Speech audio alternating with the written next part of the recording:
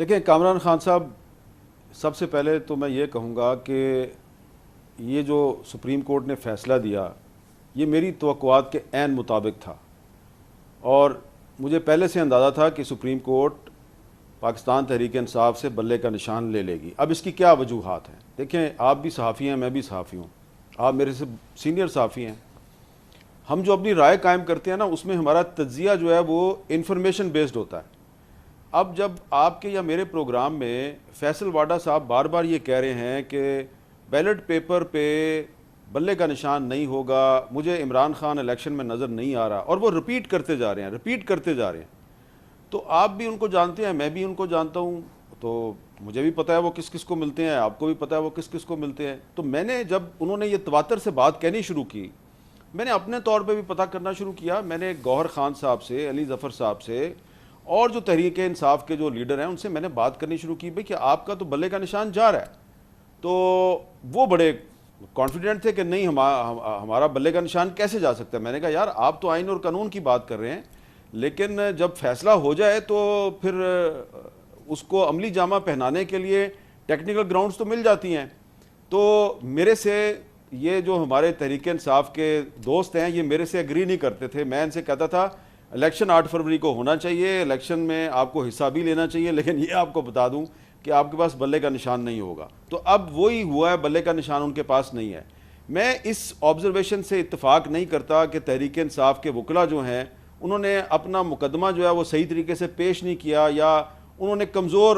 Arguments دکھائے۔ دیکھیں، جو سپریم کورٹ کی کارروائی بظاہر آپ کو لائیو نظر آ رہی تھی، اس میں آپ بہت سی جو ڈاکومنٹس ہیں جو ججز کے پاس تھیں اور وکلاء کے پاس تھیں، جو وکلاء دکھانا چاہ رہے تھے اور ایک جج صاحب جو ہے وہ دیکھنے میں انٹرسٹڈ نہیں تھے، وہ ڈاکومنٹس آپ کو نظر نہیں آ رہی تھیں۔ تو اس لیے میں یہ سمجھتا ہوں کہ ٹیکنیکل گراؤنڈز پہ آپ کوئی بھی فیصلہ کر سکتے ہیں۔ جب کوئی جرنلسٹ یہ فیصلہ کر لے، میں پیرافریز کرتا ہوں، گویا آپ یہ فرما رہے ہیں کہ جو سیٹرڈے کو فیصلہ آیا، وہ فیصلہ آیا تو ہے سیٹرڈے کو، اعلان اس کا سیٹرڈے کو ہوا، مگر وہ فیصلہ ہو گیا تھا کئی ہفتوں قبل، یا ہم یہ نہیں کہہ سکتے کہ لکھ لیا گیا تھا، مگر یہ فیصلہ ہو چکا تھا۔ دیکھیں نا، اس فیصلے کو اناؤنس کر رہے تھے فیصل واڈا صاحب، میرے دوست ہیں، بار بار اس فیصلے کو اناؤنس کر رہے تھے۔ اور فیصل واڈا صاحب جو ہیں وہ جب ایک فیصلہ اناؤنس کرتے ہیں بار بار کہ بھئی بلے کا نشان نہیں ہوگا، عمران خان الیکشن میں حصہ نہیں لے گا، وہ جیل سے باہر نہیں آئے گا، تو پھر مجھے پتا ہے کہ وہ یہ فیصل واڈا تو نہیں بول رہا نا، یہ تو کوئی اور بول رہا ہے۔ اب یہ میری بات کچھ لوگوں کو بری لگے گی، میں ان سے معذرت چاہتا ہوں، لیکن میں جناب فیصل واڈا صاحب جو ہیں ان کی بات کو بڑی میں اہمیت دیتا ہوں۔ دیکھیں، ٹیکنیکل گراؤنڈز پہ کسی پارٹی کے خلاف فیصلہ دینا جو ہے یہ ایسے ہی ہے کہ ٹیکنیکل گراؤنڈز پہ ایک سابق وزیر اعظم ذوالفقار علی بھٹو کو پھانسی دے دی گئی۔ آپ لاہور ہائی کورٹ کا فیصلہ پڑھ لیں، آپ سپریم کورٹ کا فیصلہ پڑھ لیں، بھٹو کیس میں اس کو کہیں پہ ایک نظیر کے طور پہ پیش نہیں کیا جاتا، لیکن ٹیکنیکل گراؤنڈز پہ آپ نے ایک پرائم منسٹر کو پھانسی کی سزا دے دی، کیونکہ جو مولوی مشتاق حسین صاحب تھے ہائی کورٹ میں، اور پھر اوپر جو انوار الحق صاحب تھے، انہوں نے پہلے سے فیصلہ کیا ہوا تھا۔ تو جب جج فیصلہ کر لیں کہ انہوں نے ایک خاص فیصلہ سنانا ہے، تو ٹیکنیکل گراؤنڈز وہ ڈھونڈ لیتے ہیں۔ جس طرح کہ میں اپنی مثال پیش کر دیتا ہوں، آپ کی نہیں کرتا۔ اگر میں نے بطور جرنلسٹ یہ فیصلہ کر لیا کہ آج میں نے انٹرویو کرنا ہے عمران خان کا یا نواز شریف کا، یا میں نے آج انٹرویو کرنا ہے مولانا فضل الرحمان کا، اور میں نے اپنے اس انٹرویو میں ان کو ناک آؤٹ کر دینا ہے، میں نے ان کے بقیے ادھیڑ دینے ہیں، میں نے ان کے چیتھڑے اڑا دینے، تو میں یہ کر دوں گا، اور وہ میں ایسے سوالات کروں گا، ان کو فریم اس طرح کروں گا، ان کی بات نہیں سنوں گا، کاؤنٹر کویشچن اس طرح کے کروں گا، ان کو بولنے نہیں دوں گا، تو میں اپنا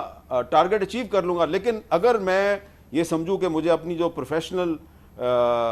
جو مجھے میری اخلاقیات ہیں، جو میری پروفیشنل ریڈ لائن ہے، اس کو کراس نہیں کرنا اور ان کو بھی سننا ہے اور ایک دشمن کے طور پہ ان کو ٹریٹ نہیں کرنا، تو پھر میں ان کے ساتھ فیئر رہوں گا۔ تو اس طرح یہ پہلی دفعہ تو نہیں ہوا، یہ پاکستان میں ہماری جو سپریم کورٹ ہے یہ کئی دفعہ کر چکی ہے۔ مگر اس کا ایک نتیجہ تو ہوا ہے نا حامد میر صاحب، جو کہ ہم سب کے لیے بڑا تشویشناک ہے، 25 کروڑ پاکستانیوں کے لیے آئی گیس بڑا تشویشناک ہے کہ ایک بار پھر ہم ایک ایسے الیکشنز کی جانب جا رہے ہیں جس کی کوئی کریڈیبلٹی نہیں ہے، جس کی ایک بڑی کرٹیکل پارٹی کو جو ہے باقاعدہ ناک آؤٹ کر دیا گیا ہے۔ ایک پرٹیکولر پارٹی کو پرٹیکولرلی صاف لگ رہا ہے کہ اس کو تمام فوائد اور تمام اس کو انیشیٹیوز حاصل ہیں۔ ایک بار پھر یہ ہماری بڑی بدقسمتی ہے کہ ہم جمہوریت بھی ہیں اور ہم الیکشن کی طرف بھی جا رہے ہیں جو جمہوریت کی سب سے بڑا ستون ہوتا ہے، مگر اس ماحول میں اور اس انداز سے جس کے حوالے سے فیصلے آپ نے بتایا کہ پہلے سے آ گئے، یعنی کہ جو سپریم کورٹ کے فیصلے وہ پہلے سے آ گئے، تو الیکشن کا نتیجہ تو بتانا اب کوئی مسئلہ ہی نہیں ہے، تو یہ الیکشن ایک رسمی کارروائی ہے۔ الیکشن ایک رسمی کارروائی ہے، اس میں کوئی شک نہیں ہے، لیکن مجھے لگتا ہے کہ 2018 کا الیکشن بھی ایک رسمی کارروائی تھی، لیکن جب پولنگ ڈے آیا تو اس دن جو توقعات تھی عمران خان صاحب کی وہ پوری نہ ہوئیں، اور پھر اس میں جو آزاد امیدوار ہیں وہ آگے بیچ میں پیپلز پارٹی کو سندھ میں، مگر حامد صاحب اس دن تو دیکھیں نا کم از کم شیر کا نشان تو تھا نا۔ نہیں، میری ذرا بات سن لینا۔ جی وہ آپ کی بات درست ہے، جی آپ کی بات درست ہے، لیکن جو 2018 پہلے ہم کمپیئر کرتے تھے جی کہ 2024 میں وہی ہوگا جو 2018 میں ہوا،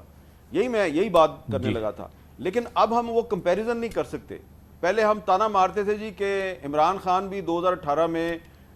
اسٹیبلشمنٹ کی مدد سے آیا، تو اب نواز شریف صاحب بھی اسٹیبلشمنٹ کی مدد سے آ رہے ہیں۔ اب ہم وہ نہیں کہہ سکتے کیونکہ اب جو 2024 میں جو الیکشن ہوگا وہ 2018 کے الیکشن کو بہت پیچھے چھوڑ گیا ہے، وہ پھر بھی کچھ نہ کچھ الیکشن تھا، یہ تو الیکشن ہوگا ہی نہیں۔ لیکن اس کے باوجود میں سمجھتا ہوں کہ 8 فروری کو اگر تحریک انصاف کے، اگر پیپلز پارٹی کے اور جماعت اسلامی کے اور پارٹیوں کے ووٹر جو ہیں وہ بڑی تعداد میں نکلیں، ووٹ ڈالیں، خاص طور پہ جو تحریک انصاف کے ووٹر ہیں، اگر ان کو موبلائز کر لیا جائے اور ان کی ایک بڑی تعداد جیتنے میں کامیاب ہو جائے، تو پھر میں سمجھتا ہوں کہ تحریک انصاف کے جو جیتنے والے کینڈیڈیٹ ہوں گے اور ایم پی اے، جس خواب کو آپ تشکیل دے رہے ہیں کہ وہ بڑی تعداد میں نکلیں اور وہ جیت جائیں، تو یہ سب کچھ اس لیے ہوا ہے کہ پی ٹی آئی کے ووٹرز نکل آئیں اور اس دن ووٹ دے دیں اور پھر اعلان ہو جائے کہ پی ٹی آئی الیکشن جیت گئی؟ نہیں ہوا، آپ صحیح کہہ رہے ہیں، آپ صحیح کہہ رہے ہیں، لیکن دیکھیں یہ جو ہمارے جو لوگ اس طرح کے منصوبے بناتے ہیں،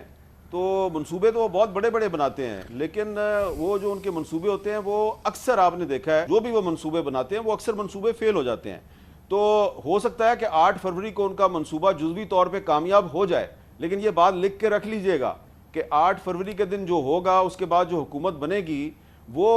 حکومت کو اس طریقے سے چلا نہیں پائیں گے جس طرح کہ وہ چلانا چاہتے ہیں۔ جس مقصد کے لیے وہ 8 فروری کو یہ سب کچھ کر رہے ہیں، وہ مقصد جو ہے وہ الٹیمیٹلی وہ اچیو نہیں کر پائیں گے، یہ لکھ کے رکھ لیجئے آپ۔ اور میں یہ سمجھتا ہوں کہ الٹا بھی پڑ سکتا ہے۔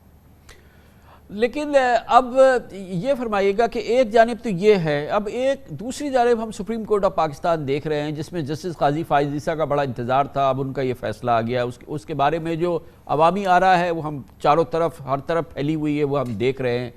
اس سے پہلے 2 جج صاحبان استعفیٰ دے کے جا چکے ہیں، جسٹس اعجاز الحسن، جسٹس مظاہر اکبر نقوی، آئندہ کے چیف جسٹس استعفیٰ دے کے جا چکے ہیں۔ بتایا گیا ہے کہ جی ان پر بھی کرپشن کے الزامات تھے مبینہ طور پہ۔ اندر مزید اطلاعات آ رہی ہیں جو عدالت عالیہ ہے ہماری ہائی کورٹس کے، وہاں پر بھی ایک بے چینی کی کیفیت ہے۔ سپریم کورٹ کے اندر بھی جو کئی جج صاحبان ہیں وہاں پر بھی یہ سیرت ہے۔ ایک جانب سپریم کورٹ میں ایک تاریخی یہ چیز ہوئی ہے کہ 2 جج جو ہیں وہ استعفیٰ دے کے جا چکے ہیں، پھر یہ فیصلہ آیا ہے، پھر یہ عدالتی نظام ہے، اور ابھی عمران خان کے اور دوسرے لوگوں کے پی ٹی آئی کے ان گنت کیسز ان عدالتوں کے اندر ہے۔ ایک طوفان ہے جو کہ ان عدالتوں میں اس وقت چل رہا ہے، اور کوئی آتش فشاں ایسا لگتا ہے کہ بنتا نظر آ رہا ہے۔ دیکھیں یہ جو 2 جج صاحبان استعفیٰ دے کے گئے ہیں، میرا خیال ہے انہوں نے بہت اچھا کیا ہے، کیونکہ ان کے خلاف جو الزامات ہیں وہ بہت سنگین نوعیت کے تھے، اور یہ جو 2 جج صاحبان ہیں یہ آج جو آپ کو سپریم کورٹ میں جو پولرائزیشن اور گروپنگ نظر آ رہی ہے، ججز کے درمیان جو کشیدگی نظر آ رہی ہے، اس میں ان 2 جج صاحبان کا بڑا کردار تھا۔ مظاہر نقوی صاحب جب لاہور ہائی کورٹ میں تھے تو وہاں سے انہوں نے یہ کام شروع کیا تھا، اور اعجاز الحسن صاحب تھے سپریم کورٹ میں پچھلے کئی سال سے، وہ یہاں بیٹھ کے یہی کام کر رہے تھے، اور جب عمران خان کے دور میں قاضی فائز عیسیٰ پہ ریفرنس فائل کیا گیا تھا تو اس ریفرنس میں بھی یہ جج صاحبان اور ان کے کچھ دیگر ساتھی جج صاحبان تھے، ان کا جو کردار تھا اس کی وجہ سے آج قاضی فائز عیسیٰ صاحب پہ یہ الزام لگایا جاتا ہے کہ آپ انتقام کی سیاست کر رہے ہیں یا آپ ایک پارٹی سے انتقام لے رہے ہیں۔ میری یہ توقع تھی کہ قاضی فائز عیسیٰ صاحب جو ہیں وہ چیف جسٹس بننے کے بعد یہ جو گروپنگ ہے اس کو ختم کریں گے، اور مجھے یہ توقع بھی تھی کہ کم از کم تحریک انصاف کے خلاف کوئی اگر بہت ہی کرٹیکل قسم کا کیس آئے گا تو قاضی فائز عیسیٰ صاحب اس بینچ میں نہیں بیٹھیں گے، کیونکہ یہ روایت میں نے دیکھی ہے کہ ماضی میں ایسا ہوتا رہا ہے، اور وہ نہیں بیٹھیں گے۔ کاش کہ وہ اس بینچ میں بھی نہ بیٹھتے 3 ممبر بینچ میں، لیکن وہ بیٹھ گئے تو لیکن مجھے توقع تھی کہ شاید وہ ایسا کوئی کام نہیں کریں گے کہ لوگ یہ کہیں، صرف لوگ نہیں، آج تو لاہور ہائی کورٹ بار کی جو سیکرٹری جنرل ہیں انہوں نے بھی کہہ دیا ہے، اور بہت سے لیگل ایکسپرٹس کہہ رہے ہیں کہ قاضی فائزہ صاحب کا جو فیصلہ ہے یہ